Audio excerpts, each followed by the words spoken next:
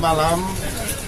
Pada hari ini jajaran Polda Jawa Timur beserta Polres Jombang di dalam menerima laporan terkait dengan korban dugaan pelecehan seksual sebanyak 5 orang, termasuk pernyataan Kapolda Jatim Pak Niko ketika kasus dilimpahkan.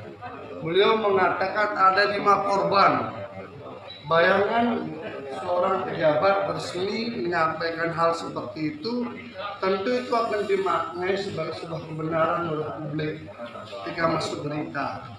Tetapi tadi sudah dibacakan dalam putusan itu disebutkan hanya 1 yang mengaku korban.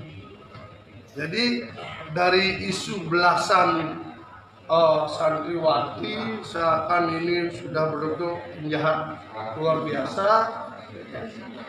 Pernyataan daripada Kapolda yang kemudian mengatakan 5 korban, ternyata di sini 1 korban yang kemudian didakwakan dalam 2 peristiwa.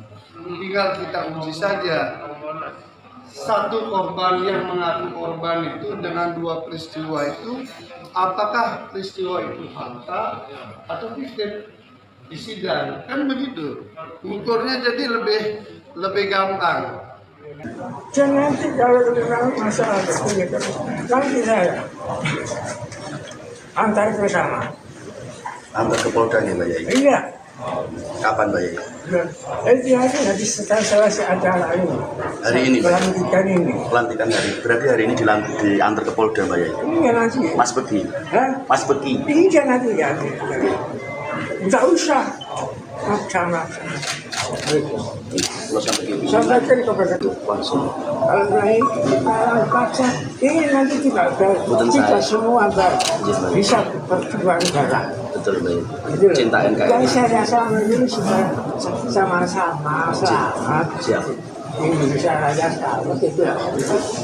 Apalagi yang kita sedang bahkan sekarang ini sedang bangun rumah layak ini untuk kesyukuran kemerdekaan. Harapan kami itu kemarin disampaikan dari Membuka kebenaran, saya kira ini cara yang baik, sehingga terdakwa, saksi, kami, jaksa dan hakim sama-sama mata ketemu mata untuk melihat oleh gestur daripada saksi dan sebagainya, sehingga bisa lebih objektif melihat hasilnya.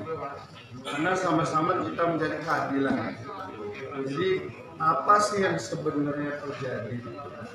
Dan tadi kami dengan adanya eksepsi, teman-teman media kan hanya mengetahui sedikit dulu tentang kasusnya kan.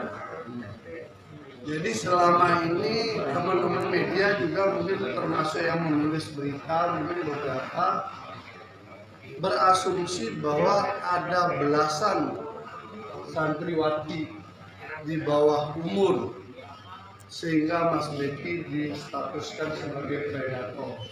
Itu contoh 1. Kemudian yang kedua, termasuk pernyataan Kapolda Jatim Pak Niko ketika kasus dilimpahkan. Beliau mengatakan ada 5 korban. Bayangkan seorang pejabat resmi menyampaikan hal seperti itu, tentu itu akan dimaknai sebagai sebuah kebenaran oleh publik ketika masuk berita. Tetapi tadi sudah dibacakan dalam putusan itu disebutkan hanya 1 yang mengaku korban. Jadi dari isu belasan santriwati seakan ini sudah bentuk penjahat luar biasa. Pernyataan daripada Kapolda yang kemudian mengatakan 5 korban, ternyata di sini 1 korban yang kemudian didakwakan dalam 2 peristiwa. Tinggal kita uji saja. 1 korban yang mengaku korban itu dengan 2 peristiwa itu, apakah peristiwa itu fakta atau fiktif? Di sidang kan begitu, ukurnya jadi lebih gampang.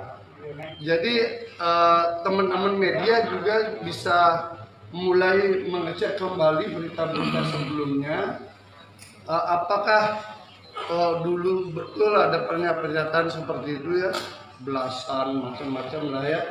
Tetapi secara formal yang kami baca yang dibuat oleh jaksa adalah hanya satu yang mengaku sebagai korban, usianya 20 tahun dan hari ini usianya 25 tahun.